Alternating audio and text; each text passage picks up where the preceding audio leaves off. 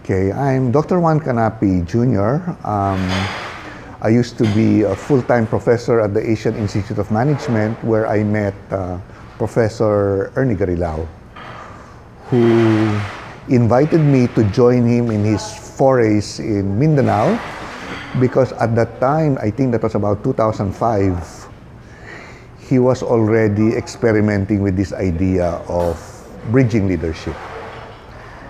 And I think he invited me in these trips because he knew that I had some skills in adult learning which could be used in his programs, to help people in Mindanao understand this new concept.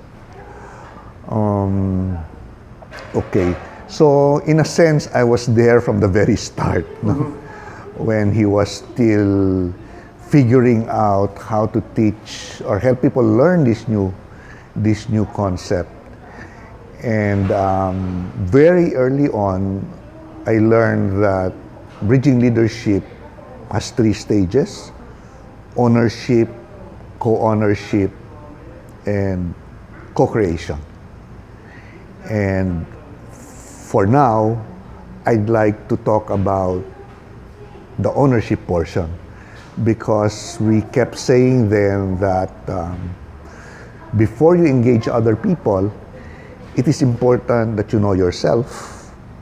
And when you engage other people and get into challenges and roadblocks, the way to continue forward is to go back to the self. Okay. Another thing that is important to know before I really discuss this ownership portion is the fact that Ernie and I were with the group that first experienced Dr. Otto Scharmer talking about Theory U when he visited the Philippines, I think around the same time, 2005-2006. And that is where I think Professor Garilao realized that this Theory U thing, this Theory U concept, can actually help clarify the concept of bridging leadership, especially because of that portion on pre-sensing, which is the bottom of the U, and in my own understanding has a lot to do with ownership. Okay, so let me talk about ownership as it was done early on. If I remember right, ownership was simply leadership capital, which meant that as an agent of change, I need to know what I had to offer before I actually engage other people in the process of change. That was most important. Part of ownership at that time was also establishing how I understood a particular social issue and why I was so interested in it, and assuming that I could do something about it. What is it that I want to see in the future, which is the vision. And then if I were going to make the journey towards this desired future, what sort of people or who are the people I need to work with? That was the beginnings of BL, in terms of ownership. However, as I joined Professor Garilao in program after program, and then after a while he just disappeared and was not available for these programs anymore, or maybe it was I who was not available anymore. I continued the process of asking questions about these things, so that sometime in 2010, the World Bank put in some money to fund fellowship batch number 4 and number 5. At that time, Ernie was not available much anymore. So the group that handled that, no, which was headed by Prof.Nieves Confesor, invited me to be the faculty consultant to work with the project manager. Her name was Miren Sanchez, in developing the program for 2 batches of fellows.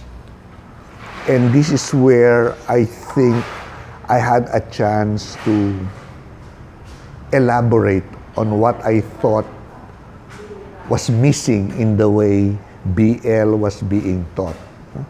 So, in the portion of ownership, I think what I was able to add to it, I'm not so sure now if Ernie also did it already then, but there was the portion that followed was the Leadership Lifeline, where the student looked at his history and from there established the leadership capital.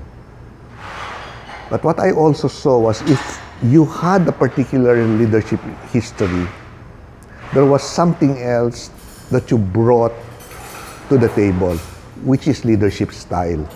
Because at that time, I already began to realize that people may go to the same leadership learning process, but would end up doing things differently.